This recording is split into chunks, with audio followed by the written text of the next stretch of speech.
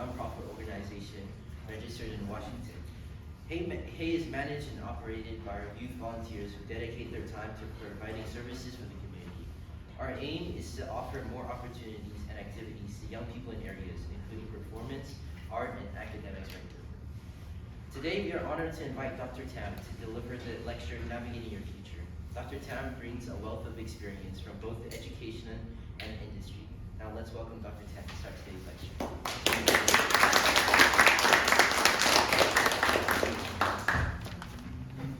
Good afternoon, everyone. Happy that you guys are all here to listen to my sharing about some of the things that I've discovered along the way when it comes to finding a career path. I myself come from a very interesting background, I would say, because it's been a very squiggly, right? You just see the word squiggly here. It's been a very squiggly path for myself. I began my career in education. I was a teacher for 5 years in Korea, and then I pivoted into academia, where I pursued a PhD, went to Penn for my master's, went to Oxford for my PhD. That took a good 7 years of my life. And then I pursued academia for a while, working as a lecturer in the university.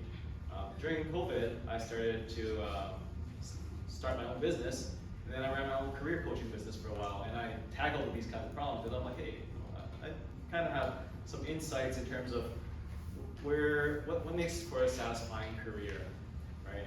And after doing that for a while, COVID settled down, I decided to make a jump into, my dream job for any boy, I would say, is playing video games, right? So I jumped into the video game industry, and I made the jump into Warner Brothers Games, where I'm now working as a UX research manager, and which is basically what we do is we test games before they come out. And just to be very clear, today's talk is not related to my employer. I'm required to say that. So without further ado, let's get started, and I'm going to share some of the insights that I've developed along the way. But first off, I'm curious about you guys. Why are you here today, right? What are some of the questions that you have regarding whether you're choosing a career path or whether your child is choosing a career path? Let's hear some questions, because I heard a question there already, right? DECA or debate club was one of them. But what other questions do you have? Let's just break that. Yeah, go ahead. What's the most important factor in picking a career, like money or passion, or like how good you are or something? What's the most important factor in pursuing your career? Okay, cool. I'm just collecting questions right now. I'm not gonna answer them again, right? What else do you guys have?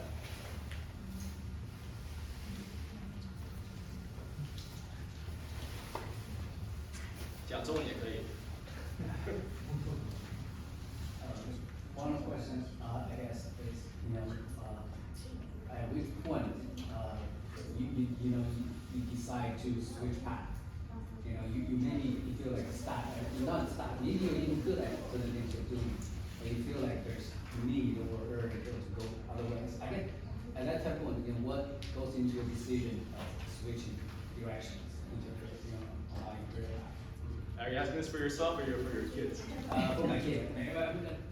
Not Okay, cool. No, but that's actually a question for everyone, including myself, because I asked myself that. Well, the reason is I feel like it's really early for them, right? Because they will explore and potentially Yeah. will switch.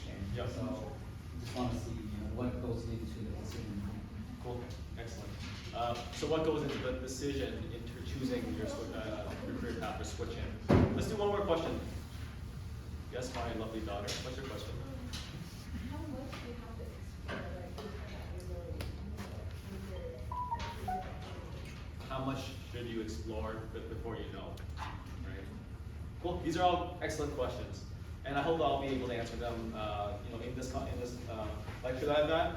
And if not, we can go into Q&A and we can explore that as well. So I think from my experience, there's three common problems when it comes to figuring out your career path. The first problem is you're unclear about yourself. You don't know who you are, and that's really common, especially if you're in middle school, high school, and college age. You're still trying to figure it out, right? Who are you really, and what's a good path for you? The second thing is you're unclear about the destination. Like, number one, it's like, hey, is this a good fit for me? And number two is like, what's even out there? I don't even know what career paths are out there. And then the third thing is okay, I know kind of like I want to go in the gaming industry, that's kind of what I want to do, but how am I supposed to make that jump, right? That's the third question. How am I supposed to do it? These are very common questions, and I generally have kind of like a 4-step approach in this, in understanding, you know, these kind of dynamics, and that's just something I've crafted today. Of course, there's more to it, but for today, I'll keep it these 4. The first piece that I have is personality, right? And that's the starting point. This is basically our roadmap for today, by the way. In personality, you know, we all have personality. We're all unique. And when I talk about personality, I mean the natural energy that you have, right? So some people are more outgoing. Some people are more introverted and quiet. When we moved from Toronto to Seattle last year, we were told that Seattle is a very introverted city. People are very quiet. Not surprisingly, you know, you have Microsoft and Microsoft here and all that. So definitely an IT city, and we see the difference when it comes, because Toronto's very much a banking city, right? You know how bankers are. So what's the natural energy that people have when they give it their personality? And there's a lot of different models out there. Like, you know, if you look at here on the top left corner, you have the Enneagram, right? The Enneagram, Chinese is 九型人格, right? That's pretty popular. It's very popular, I think 20 years ago. Down here there's DISC. A lot of corporate training, they've done DISC, right? And that's another one. And then there's like, you know, the MBTI, right? You have the Harry Potter version of it, where you have 16 different types of people, because there's, you know, 4 different letters that factors into your personality. But what does science say, right? Because I come from an academic background, so I do rely on science a lot. And when you look at personality tests on Google Scholar, pretty much the undisputed #1 model right now that is continuously validated and continuously studied is actually the 5-factor model. #2 is actually the same thing. Another name for the 5-factor model is the Big 5 personality traits. And everything else, DISC, MBTI, Enneagram, StrengthsFinder, that's another popular corporate one. They're basically not referenced in the scientific literature because they're not valid and reliable. So when it comes to personality, we need to understand it's a trait. Everyone is a trait. Like when it comes to personality, it's a trait, meaning that, you know, there's degrees to it. So one popular one that a lot of people know is extroversion, right? And extroversion is the degree of sociability you are, and then, you know, there's extroverts and introverts. But then a lot of people actually don't know this, or maybe you do. There's a middle category called ambivert, who are like those they can do both, really. And it's more of a normative distribution. So in a room full of 100 people, everyone's going to be distributed differently in terms of their degree of extroversion. Meanwhile, you have the other type of personality approach, which is like, you know, type-based, right? MBTI, DISC, Enneagram, those are all type-based. And it just says, yo, you're a D, you're dominant, you're direct, decisive, and a doer, right?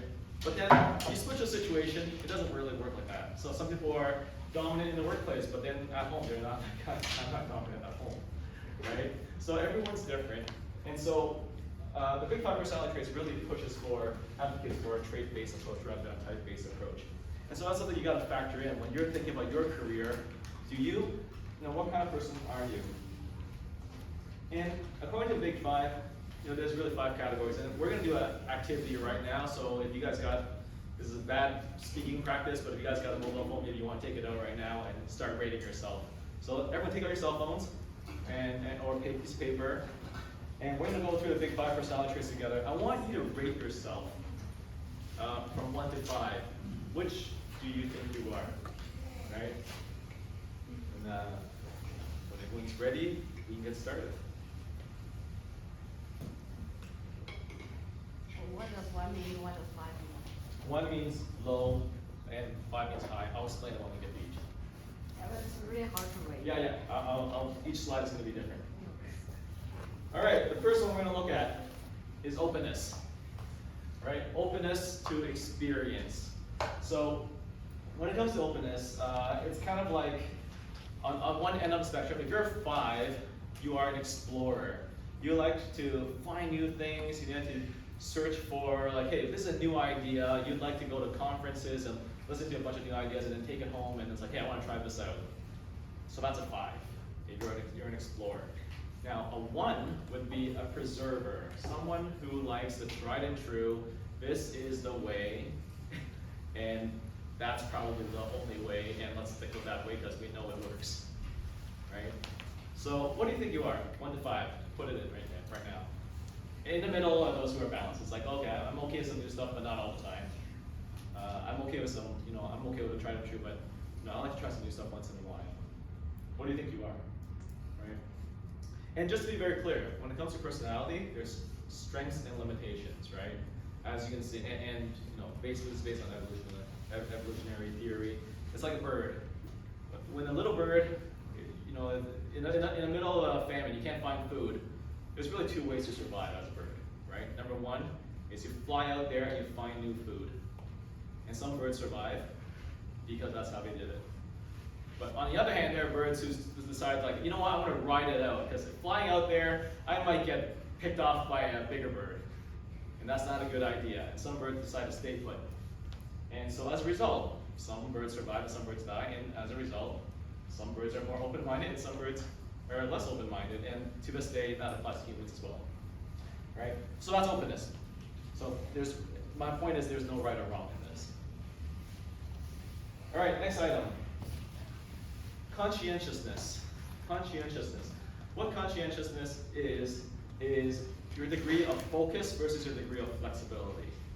And if you're very focused, you're a 5, right? Like that's the extreme end of focused. And if you're low in conscientiousness, you're much more flexible. So you're able to do like juggle 10 balls at the same time. Multitasking is a typical trait of someone who's flexible. People who are flexible thrive in more chaotic environments because they're able to handle chaos. And then the people who are more conscientious is like, can you stop talking to me? I'm trying to fry an egg, right? That's the other end of it. So once again, what do you think you are? 1 to 5.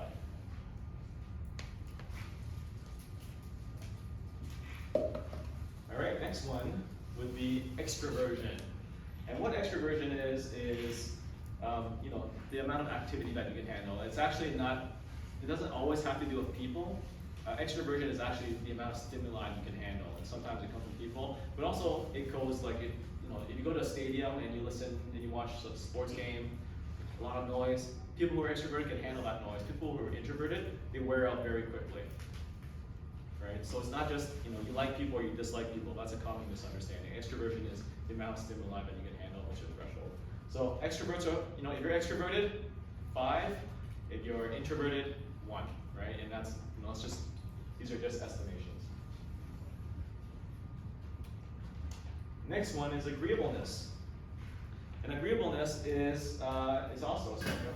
Some people who are in common traits of being agreeable would be you're very accommodating, right? So if you're very accommodating and you put other people's needs ahead of your own, then give yourself a 5, right? And that's the extreme end. If you're disagreeable, that means you would tend to put your own agenda first, right? You would, you need to make sure that your goals are met before other people, and that's a 1. And typically, salespeople, they would if you're low on the agreeableness, you would typically thrive better as a salesperson, right? And then if you're, someone a typical job for someone who's agreeable would be in some customer service. You like helping people. You like helping them accomplish their problem, letting them solve their problem. And then the last one is neuroticism, right? Neuroticism is actually the ability to tolerate negative emotion, or the propensity towards negative emotion. If you're high in neuroticism, it means that you would lean towards having more negative emotions. So if you're easily stressed, or you're easily angry, you easily get angry, then you rate yourself higher, and that's a 5, right? On the other end of the spectrum, it's more on the resilient end, right? It's like, unless someone yells in your face, you don't know someone's angry, and that would be a 1, right? So it's one end is reactive, the other end is more resilient. Okay, So right now, I want you guys to share, find someone next to you that you're comfortable speaking with, and if you're not, just say hi and just quickly exchange some notes. But what did you rate yourself in terms of your personality? And what were some of the reasons why? Right, so I think everyone came here with someone else, right? So let's take a few minutes to talk about that. Take a couple of minutes to share with one another. What did you have? No, but like, Okay, the next one. So I think when it comes to personality, one of the key things about it is there is basically no one-size-fits-all career.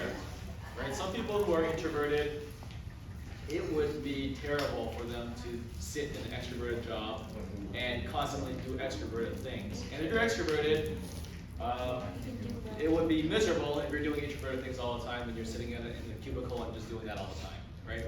I think that's one of the things on why personality is so important, because if you don't like, if that's not how you're wired, putting yourself in a situation where you're not going to succeed is not going to be a good idea. It's like comparing a goldfish to a monkey, right? You can't compare a goldfish to climbing a tree. Like, it's just not a good comparison. And that's why, no one size fits all in the career. Let's skip the break because I kind of feel like the conversation was a break. All right, next piece I want to talk about is skills, right? And then we are here now in our talk. When it comes to skills and personality, they are very much related. Think of it kind of like the roots, right? If you've got the personality, if you're able to sit down and really focus, that's one personality that, hey, you're probably going to grow very good leaves and build those skills in something that's similar to that person, that aligns with that personality.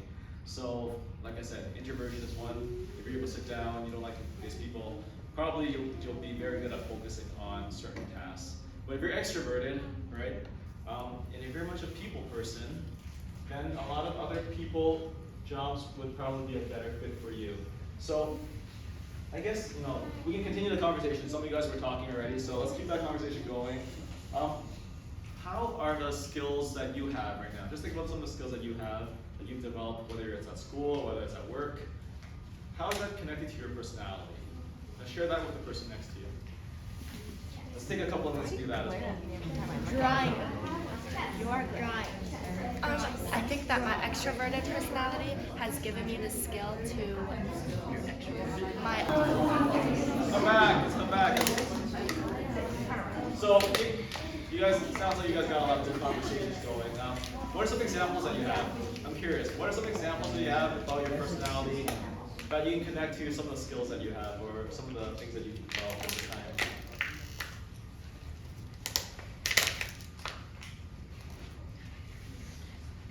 Someone told me that playing video games help him to figure out new ways to solve problems. Okay. I don't know if that's true though. I think that's true. Me too. I am from the gaming industry. I always I see said that. that. I said that. Can I use your example? Okay. So you developed skills in gaming? She said that you developed skills in gaming. Okay. Go ahead. My friend Felix, he said that Your friend he said that his consciousness has helped him play video games and do homework at the same time and still take hard classes. So you're not very conscientious, and so you're able to multitask and do both at the same time? And be good at both. And be good at both? Okay. Yeah. So I am a really extrovert person Alright, everyone, let's listen up. Let's listen to listen to Miranda's example. So I am a really extrovert person, and I met Cadence when I was in 6th grade.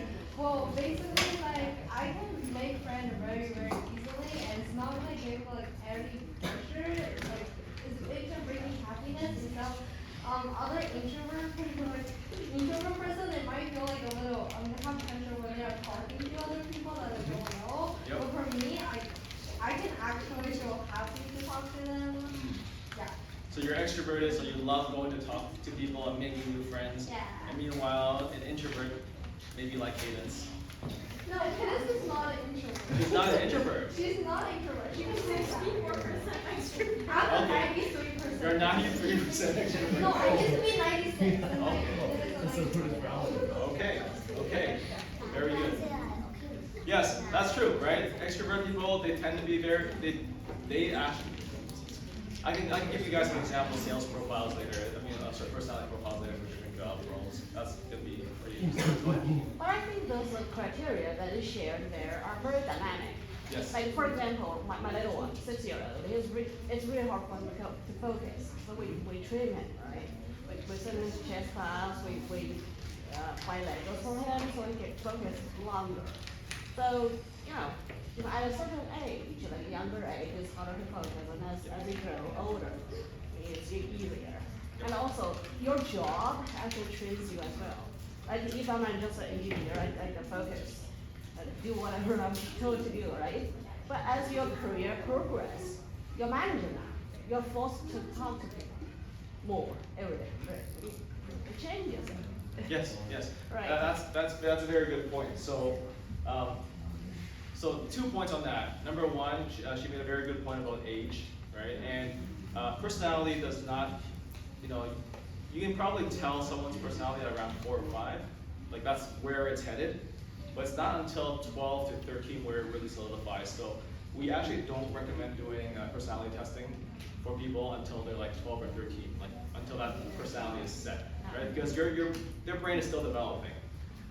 In fact, adults, your brains don't stop developing until you're like 27, when the left and right hemispheres actually finally connect, fully connect.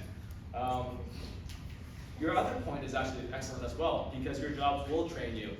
Bill Gates is famous for saying that he's like very introverted, but he also developed people skills over time, because your job forces you to do that. So that's not to say that people are set in a certain mold and therefore you can't change, but rather what's your natural battery, right? If your battery is like this much, then there's 2 ways to really do it. Like number one is like you can use it very inefficiently, or you can improve your like battery efficiency so that you can actually do more with less, right?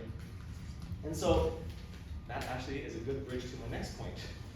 Driving, right? It's like the roots. So if your roots are deep, this is a good, this is your personality root, and then your skills are on top. You don't have a lot of skills there yet, because you're still young, or you haven't started a job, or maybe you've never even touched that, had that experience. Then that's an opportunity of growth, right? And this is essentially what it is, right? If you got deep roots, that's a zone of growth. It's a good thing that you probably want to put yourself in a career path that you have deep roots in, so that you can build the skills to really flourish. Hopefully you'll reach here where you reach the zone of genius, where because you're in the right career for your, for who you are as an individual, then you can really flourish, right? That's not to say that people who don't have crazy deep roots can't flourish. You can as well. But it's like fighting an uphill battle. It's not as natural, and there's going to be a little bit more resistance when you do that.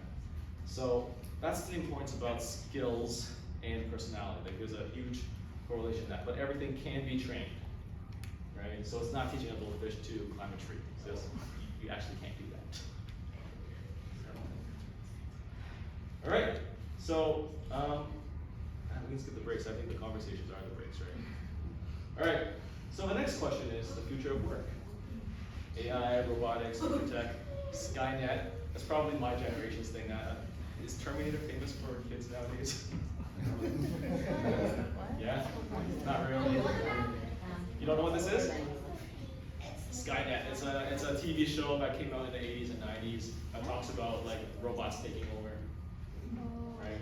And so that's what everyone's talking about, like open AI. Like when they talk about AI, they talk about robotics in the future. They're like, oh, they're gonna take over our jobs. And that's a big concern, right? That's a hot topic nowadays. So now we're here in the roadmap. So my question for you guys is, what are some of the concerns that you have about the future of work? I'm curious. I came in, I had a quick conversation with 2 of the young helpers here, and they already, one of the questions they already asked me, like, all right, like, what's the future of work going to be like with AI, right? But outside of that, like, what other questions do you have? Have a quick conversation and then we can talk about it. Pretty discouraging. So take a couple of minutes to talk. What are your concerns about the future? What thoughts do you guys have about this one? What do you guys think about the future of work? Yeah, go ahead. Either one of you. Yeah, you first. I'm scared. I'm kind of concerned about they being kind of disturbing. You're kind of concerned about it being kind of disturbing? Yeah. It's talking about robots. Like, Robots. You mean the robots are disturbing? I understand. What do you think is disturbing? Yeah. What do you mean by disturbing? A quote from him. He said that they can look exactly like someone, and I heard it on TV. They can exactly like what? Look like someone. You like Oh, you someone? mean like, you can tell if it's a real or. Oh, you can't tell if they're real or not. Okay. Got it. Yeah, go ahead. Sometimes they'll have like human faces. Like they make these new robots that actually like put on the human mask and hair and stuff. Oh yeah. Are you talking about that white one that could? Like, there's this robot that could smile and like. Yeah, That one, right? That one's Yeah. Yeah. Go ahead. For the old generation, I am afraid because the population is so big now, so I'm afraid the robot will take all the IT, will take all the labor job or everybody's job, and then have to lay off a lot of people and blah blah, and the competition will, in the future will more difficult for the graduation, for their go to school, high tech or go to a special field. Yeah. That's what the old mother Yeah. worry about. Yeah, no, I get it. I have 3 kids. I get it too. I'm concerned about my 3 kids too. Yes. That's one of my kids. I think later like when midnight the robot will create like more of them, so soon now the left to like makes like bigger ones, and when people start to shut down their power and Oh, okay, so you think the robot's gonna make more robots and then they'll stop us from shutting them down? Okay. Sounds like a movie.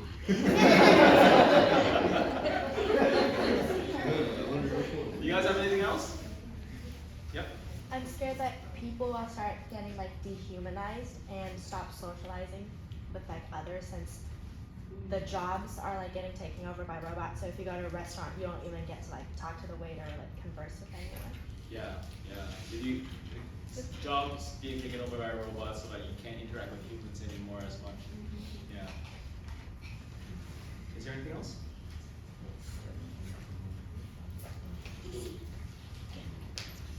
Alright, so everyone's got a lot of legitimate concerns. I can tell you what's happened in the past, unfortunately. If I was able to tell you what's happening in the future, you know, I'd probably like, I don't think anybody can tell you what's going to be happening in the future.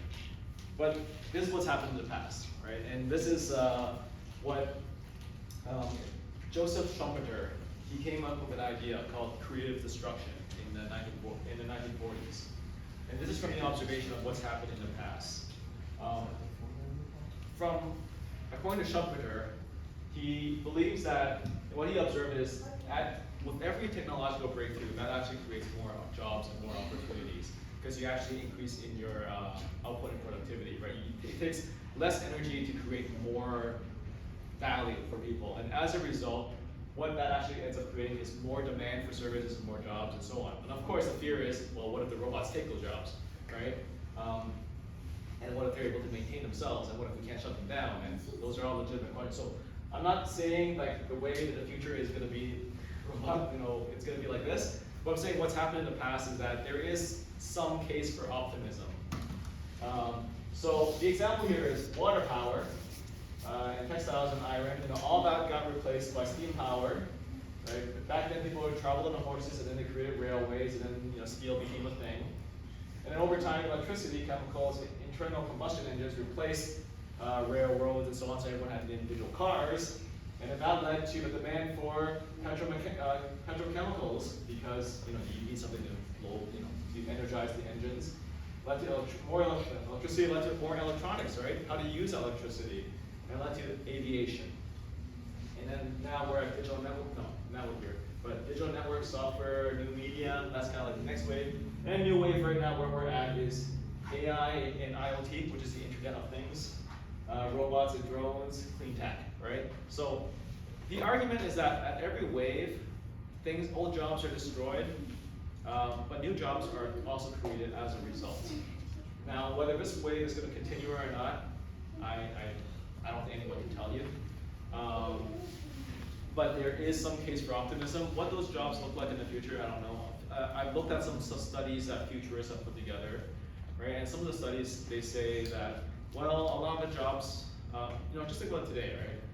Like, the job of an influencer or a YouTuber was not a thing 20 years ago.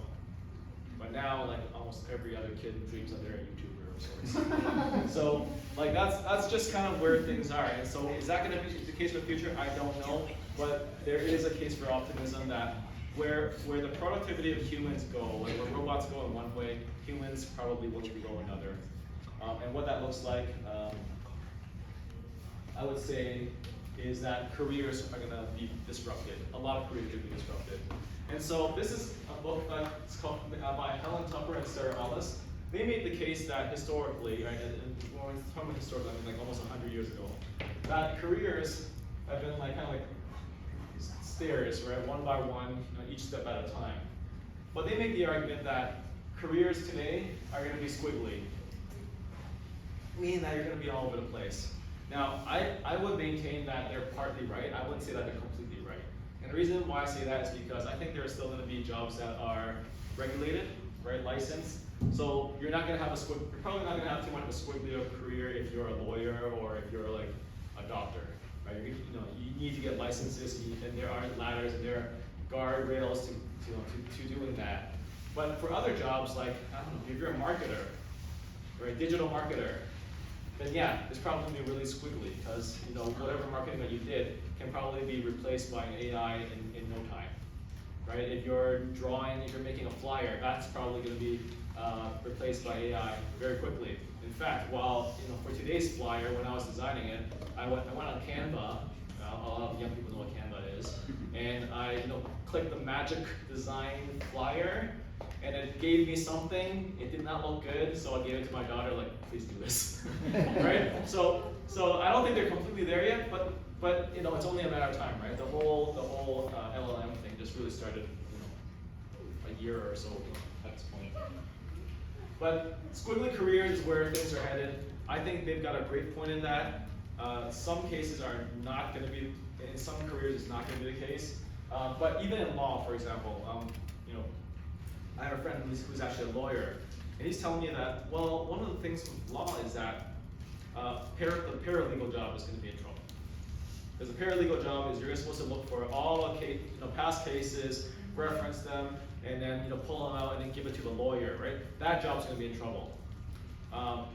But the person who's going to fight the case still needs to go fight the case, right? So, I mean, everyone's heard this one already, but it's like it's the people who are in trouble are those who are not those who. It's not that AI is gonna make you in trouble. The people who are gonna be replaced are those who don't use AI by those who do use AI, right? And I think everyone's heard this at this point.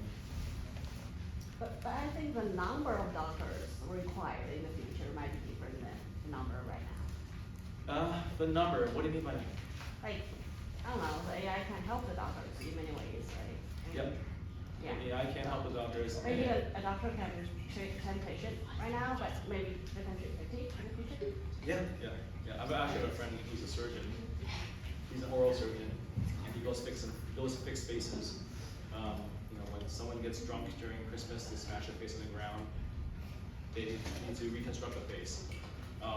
Right now, he's doing it by hand, but in the future, it's like, well, he probably can structure it, and then the robot can do it, and then he can react accordingly, right? And it doesn't take as much mental energy.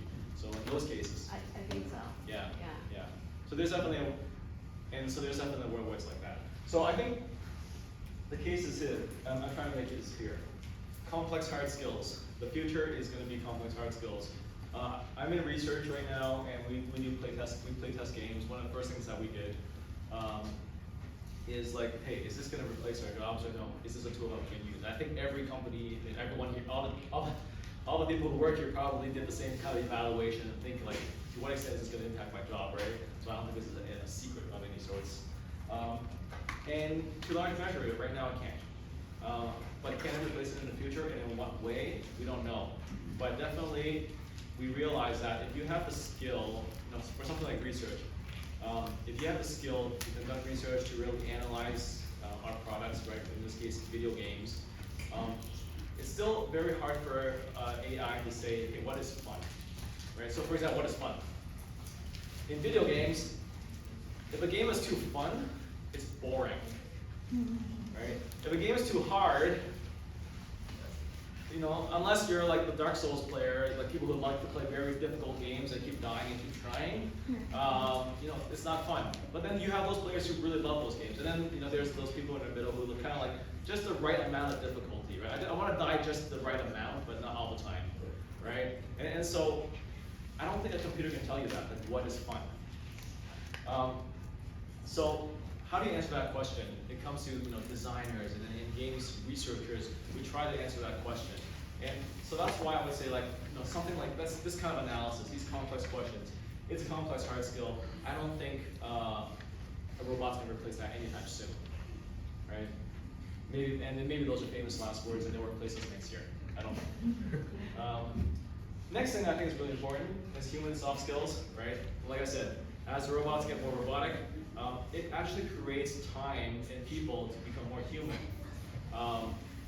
More time for collaboration, the importance of communication, and cross-functionally with people across different teams and so on. So that also becomes very important. And I think the third thing, which is heavily underestimated, I feel, right now in education, is the history and philosophy. And when I say philosophy, I specifically mean ethics, right? Ethics, what is right and what is wrong. And I don't think a robot can tell a human what is right and what is wrong. Because at the end of the day, that comes down to, well, whether it's your faith, whether it's different philosophies, whether you're a utilitarian or whether you're a pragmatist, right? These are all pieces that, like, what is right and what is wrong.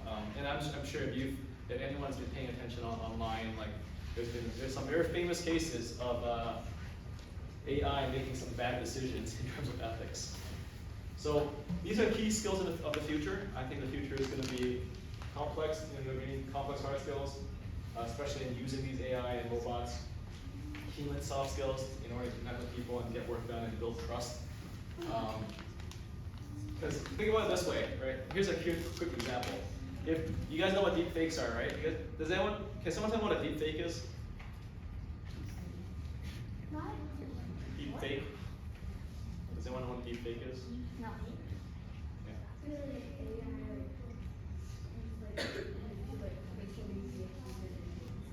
Yeah, like you put someone's face on someone else's face, right?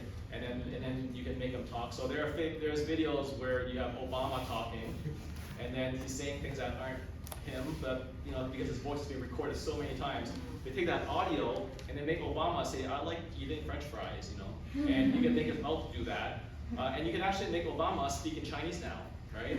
Like these are things that what you want to, fries in Chinese, right? You can actually do that. So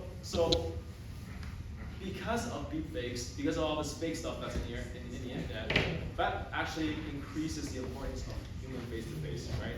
There's going to be a space for human face-to-face interaction versus like a Zoom screen, because you can't even know. And in the future, it's difficult to know whether you even trust a Zoom screen, right? And so that creates a new type of job called cybersecurity, which is booming now. So that's another example. All right, let's take a break. So the last piece is values. And I think that's where it brings us, because we talk about personality, we talk about skills, we talk about the future of work. Well, let's talk about values, because at the end of the day, what career you choose needs to be aligned with what you truly believe in, right? And it's like this Alice in Wonderland comic, the original one. I'll read this, because it's probably difficult to read. One day, Alice came to a fork in the road and saw a Cheshire cat in a tree. "Which road should I take?" she asked. Where do you want to go? Was his response. I don't know, Alice responded. Then said the cat, it doesn't matter. Right? So the point is this. If you don't know where you want to go, then anywhere is okay. And so when I work with people in terms of figuring out the career, I really emphasize, the very root thing. Personality is important, skills is important, figuring out what's out there is very important. But the very basic bedrock foundation piece is a career statement, right? It's kind of like a career vision statement. Where do you want to go? And this comes from an idea from James Carse, right? And his idea is finite and infinite games. A finite game is played against competition. It has boundaries, it's measurable, and it's quantifiable. For example, getting an A+ is a finite goal. You will finish that course. That class will end. For adults, your performance review will pass, right? All those things, it will pass away, and you'll hit a goal. On the other hand, infinite games are played against yourself. You can always do more.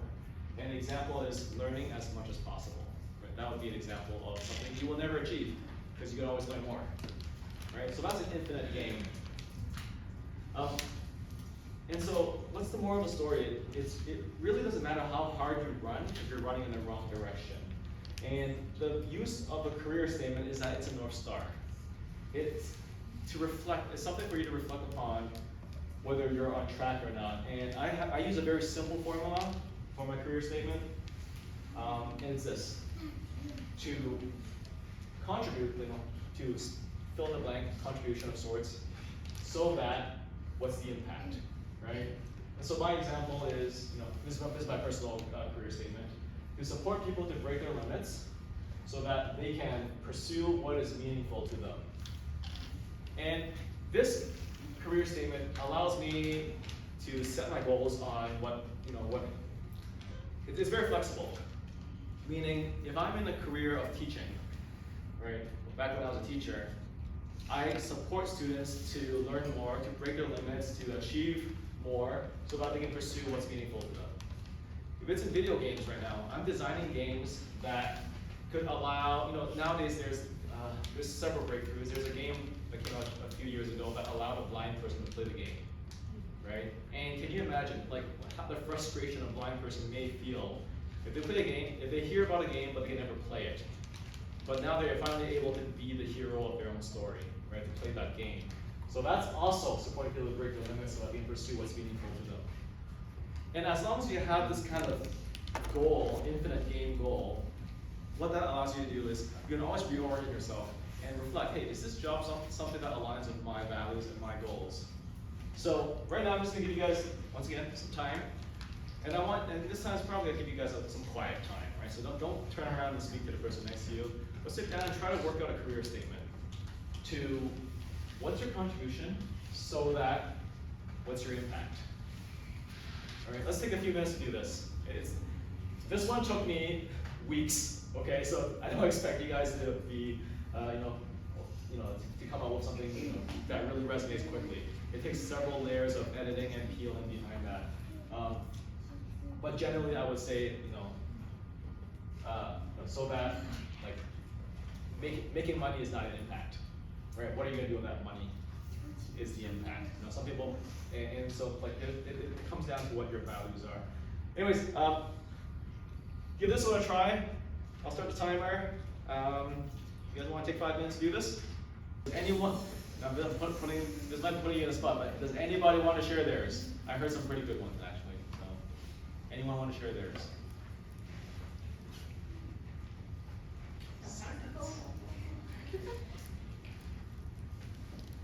Okay, let's move on then. Pretty personal, I know.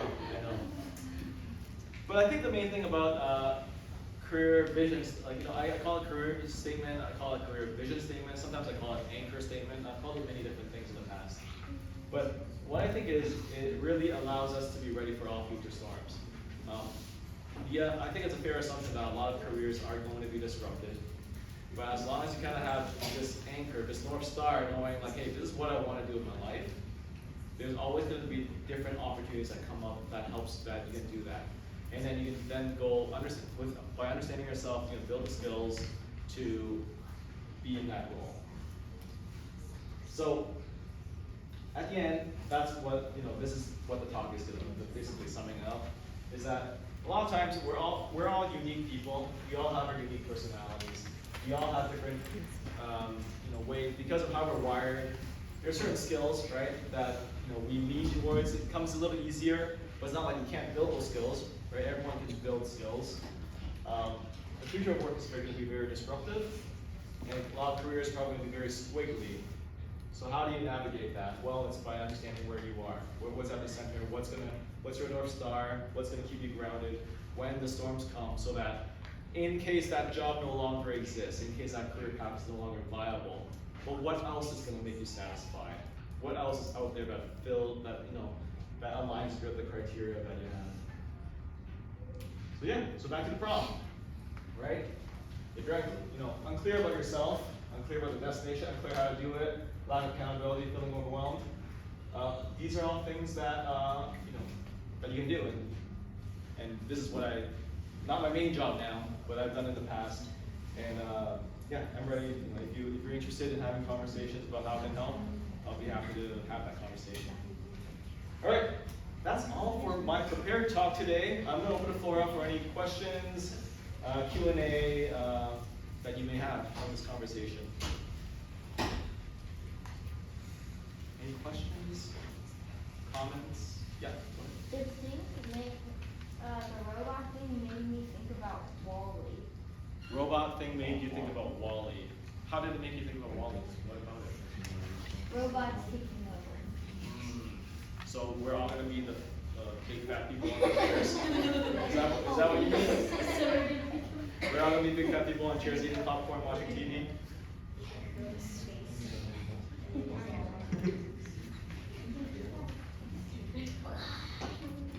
Any questions? Yeah. So this is a question I asked before, but what's the main factor that we should focus on in picking a career? Yeah, main factor is number one is if you don't have that career, I would say it's a career vision, it's this vision statement. Having an understanding of what it is that you want to do is probably going to be the most important thing, because if you're not doing what you want to do, it's going to feel off. You're going to feel like you're wasting time on a job that isn't meaningful to you and it doesn't bring satisfaction. So I would say that's number one. Now, of course, are you familiar with Maslow's hierarchy of needs? Okay.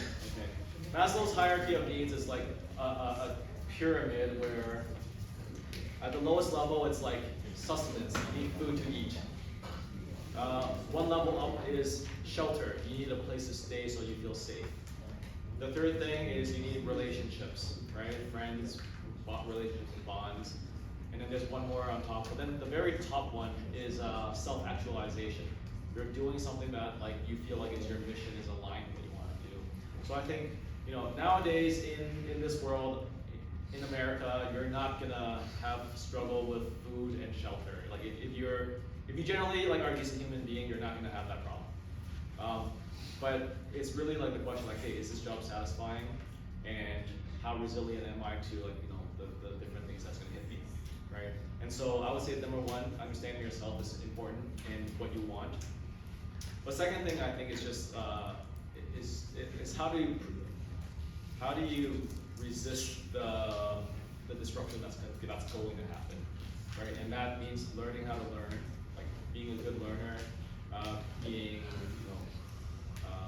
conscientious, focused on your goals, but also adaptable to change your goals when necessary. So I would say those two are probably, and probably the third one is be a great human being. Because as the robots become more robotic, we gotta be more human. That's really all there is. And that way you can really use the robots to do good work. Otherwise, who knows what's gonna happen. Yeah. Can you share some examples of students that you helped in the past to help them to identify themselves and realize their potential and finding what they're truly passionate about? Yeah. So students in particular, we're talking about high school, elementary, high school college. students, Yeah. Kind of unexpected, but eventually successful. Yeah. So there was someone I worked with. At that time, he was in grade 7. And in Toronto, where we live, it's also a very Chinese neighborhood where we live. And so, you know, parents always push him towards science, maths, and so on. He went through the program, and we did some career exploration. And after a while, you know, he came to a conclusion, like, I like to do hands-on stuff. And then he eventually chose a high school that was heavy on trade, that has a trade program. He doubled down, and then so like, I don't know, he's like, I'm not saying I don't know, he said like, I don't know what kind of trade I want to do. So he went into that trade program, tried different things out, and realized that like, hey, you know, yes, it really does make him happier, right? He doesn't want to do math and science and abstract thinking. And yeah, I think he's almost, at this point he's in grade 12, I think he's heading to college soon. And college as in like not university college, but like trade school college. And his parents are happier, he's happier as a result. I also have another person I helped who, she knew she wanted to be a musician, she wanted to do music, but she didn't, but music is like so broad, right? And as parents, you want your kid to practice piano, but you don't necessarily want them to be like a pianist all the time, you know what I mean? So their parents were worried, worked through the program. She did some exploring, and especially for the career path exploration bit of the program. And as a result, like, you know, she spoke with different people. One of the things that I have my students do is like do career discovery. Pick up the phone, talk to people, and get an information interview, basically. And as a result of that, and from that, see if you can piggyback and get some volunteer experience or internships or whatnot. And then you dabble in it, and you realize like, oh, I learned more about it, and there's more opportunities.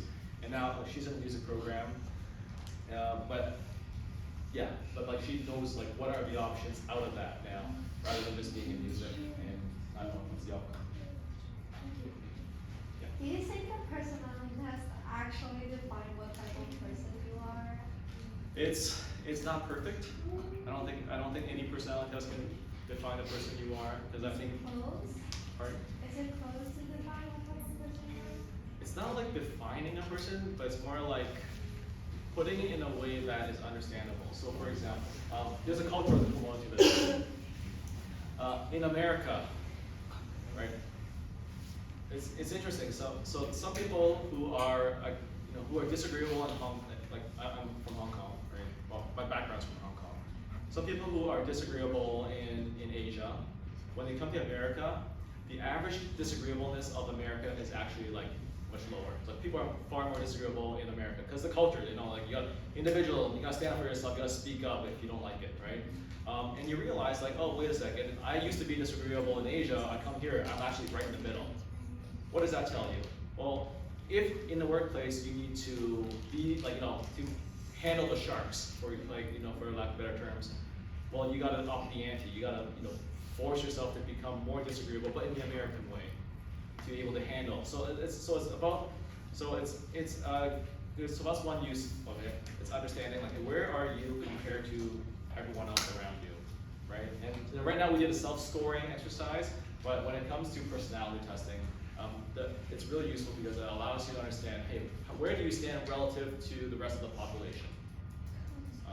And that's why personality tests, you know, there's one, you know, it's normed to different groups. There's a Canadian one, there's a China one, there's one for Singapore, there's one for America, one for global averages.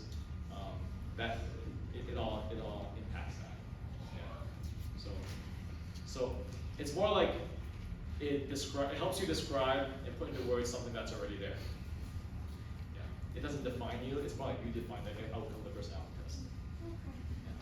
Yeah. What other questions do you have?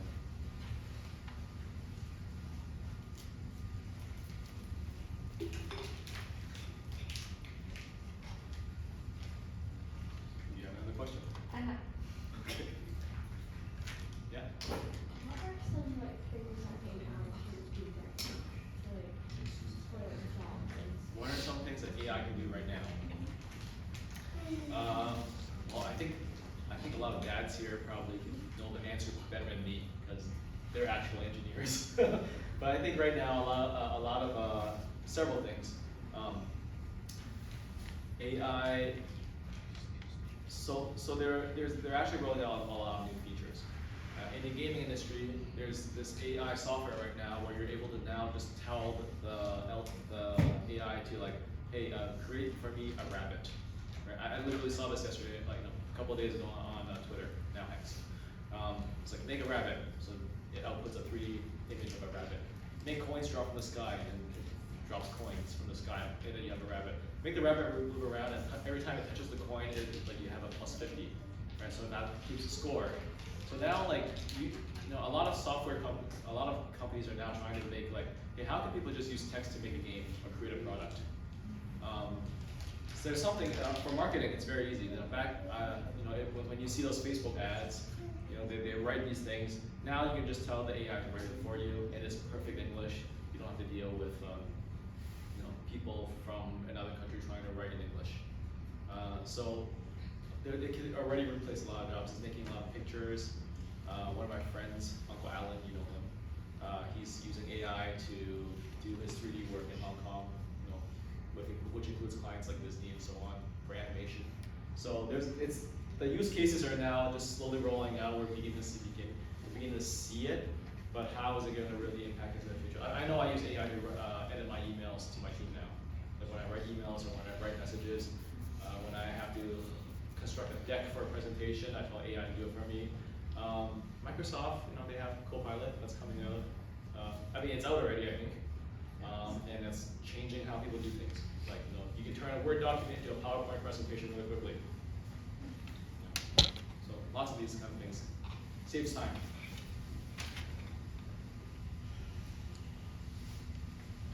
Any other questions? I have a question as a parent. You have 3 kids, right? Yeah. Right. That's how my do kid. how do you encourage them? Like, this is almost a generation question or immigration question because we come from China. Yep. Like we are willing to put in the hard work and Yep. try our best. Yep. Kids are born here. Like you feel that if it kind of like homework is homework. And like if I don't finish today, I go to sleep. For us, like back in the days, we're like yeah, what's the deal? Homework is done, I want to go to bed. Like, Yep. like how to kind of like how to solve that problem or what suggestions do you have? Yeah. So in motivation literature, there's 3 what we call nutriments. So I'll switch to adult talking mode now. three nutriments, right? 3 things that really are the building blocks of motivation. The first one is autonomy, right? Autonomy is 自导性, right? That they can choose where they want to go, right? They have the choice, they have the freedom to do that. That's one. So making them actually have ownership of it is important. And that's why the career vision statement is very important, right? The second thing is competence, which is you're in a lead, right? Like you have the ability to do something. So it doesn't matter so that's why you have cases where you have kids play piano like amazingly. They had no autonomy, their parents forced them to do it, but they played it amazingly and they made a career out of it, and over time they took control of it, right? And so that's why, like, you know, there is a pathway towards that, but you do risk, you know, killing autonomy, and you also risk putting your relationship with your child at jeopardy because of that. The third thing is relatedness, right? 关系, right? Is there a community to do that? And so some people, for example, just say you play badminton, right? A lot of Chinese kids play badminton. And you send them to a coach, you train them in their competence, they get really good, they go to school, they join, and then they finally, okay, like I play badminton because my parents made me, but I'm suddenly realizing I'm having a lot of friends who want to play with me because I'm good, right? And I help them win. That creates a community, you have relationships, and therefore that strengthens it, and then that reinforces autonomy. So when you think about motivation for your kids, think about these 3 things: autonomy, competence, and relatedness. Actually, just reorganize it. Competence, autonomy, relatedness, and that's actually spells car, right? Because it takes you to places. Thank you. Yeah.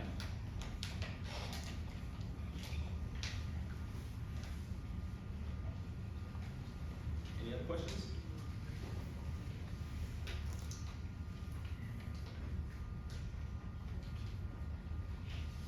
Okay, in that case, thanks everyone for showing up and being Excellent participants. I'll stick around if you guys want to have a conversation, ask any questions. And I wish you the best for the rest of your weekend.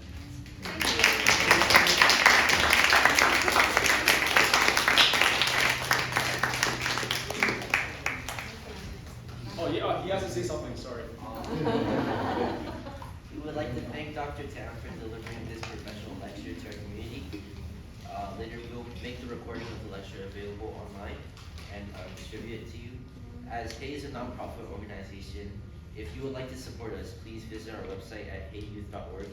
And with your generosity and support, Hay will be able to organize more and even better activities for you.